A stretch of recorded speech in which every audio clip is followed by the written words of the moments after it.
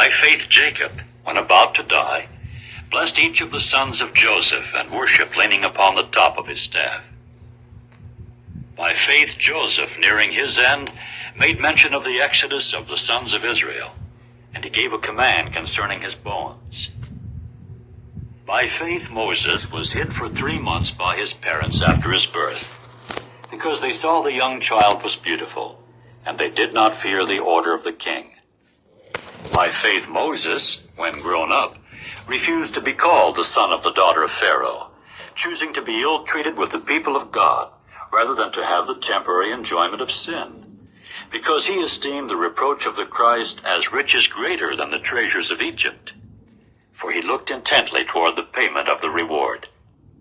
By faith he left Egypt, but not fearing the anger of the king, for he continued steadfast as seeing the one who is invisible.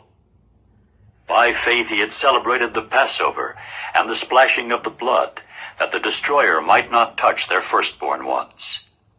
By faith they passed through the Red Sea as on dry land, but on venturing out upon it the Egyptians were swallowed up. By faith the walls of Jericho fell down, after they had been encircled for 7 days. By faith Rahab the harlot did not perish with those who acted disobediently, because she received the spies in a peaceable way. And what more shall I say?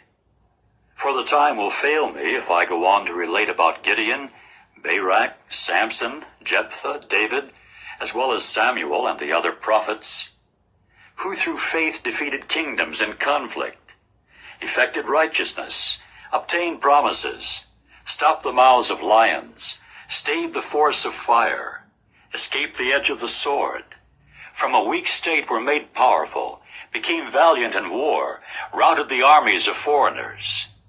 Women received their dead by resurrection, but other men were tortured because they would not accept release by some ransom, in order that they might attain a better resurrection.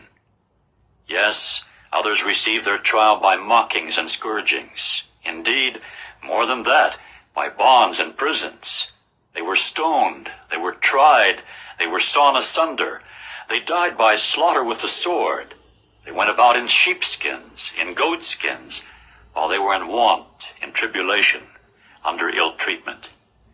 And the world was not worthy of them. They wandered about in deserts and mountains and dens and caves of the earth. And yet all these, although they had witness borne to them through their faith, did not get the fulfillment of the promise, as God foresaw something better for us, in order that they might not be made perfect apart from us.